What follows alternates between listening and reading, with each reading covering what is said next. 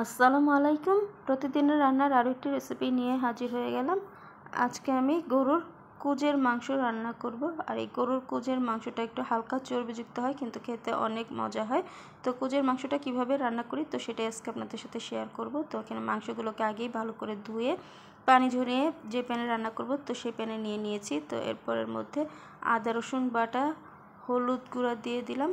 তো আমরা যতটুকু মাংস রান্না করব তো সেই অনুপাতে এখানে মশলাগুলো অ্যাড করে দিচ্ছি। আর এই মাংসতে কিন্তু অল্প তেল মশলাতেই রান্না করতে হয়। তো এখন এর মধ্যে মরিচ গুঁড়া, ভাজা জিরা গুঁড়া, তারপর গরম মশলা গুঁড়া দিয়ে দিয়েছি, সাথে তেজপাতা দিয়ে দিলাম। এখন পেঁয়াজ দিয়ে দিয়েছি, পেঁয়াজটা একটু মোটা করে কেটেছি। আর সাথে স্বাদমতো লবণ আর তেল দিয়ে দিয়েছি। আর তেলটা কিন্তু খুবই অল্প পরিমাণে দিয়েছি, যেহেতু এই মাংসটা এমনি একটু চর্বি জাতীয় মাংস। তো এবার সব কিছু খুব ভালো করে নেড়েচেড়ে মিশিয়ে নিচ্ছি। তো এবার মাংসের প্যানটাকে আমি চুলার মধ্যে বসিয়ে দিয়েছি। তো এবার ঢাকনা দিয়ে ঢেকে রেখে দিব কিছু সময় মাংসটাকে কষানোর জন্য।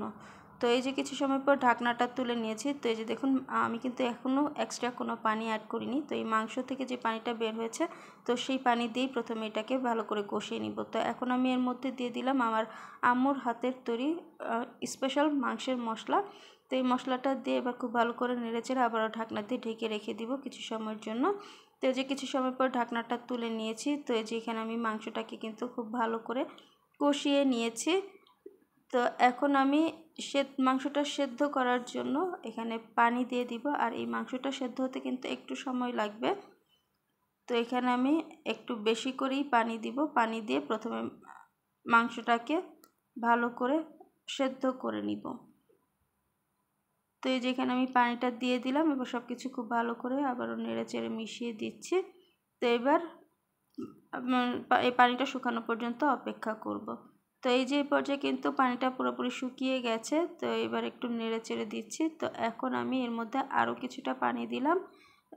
তো এটা একবার রান্নার জন্যই পানিটা অ্যাড করছি, ঝোলের জন্য। তো আপনারা যেরকম ঝোল রাখবেন তো সেই অনুপাতে পানিটা অ্যাড করবেন। এবার পানিটা শুকানো পর্যন্ত এটাকে রান্না করে নিব। তো এই যে পর্যায়ে পানিটা শুকিয়ে গেছে। তো এর থেকে আর বেশি শুকাবো না, তো এটা একটু ভুনা ভুনাই রাখবো।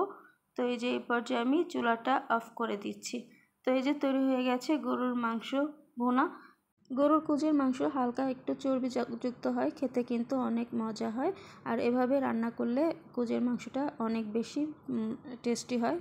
তো খুব সহজভাবে তৈরি করে দেখালাম। তো আশা করছি আমার আজকের রেসিপিটি আপনারা অবশ্যই বাসায় একবার তৈরি করে খেয়ে দেখবেন। আশা করছি আপনাদের ভালো লাগবে।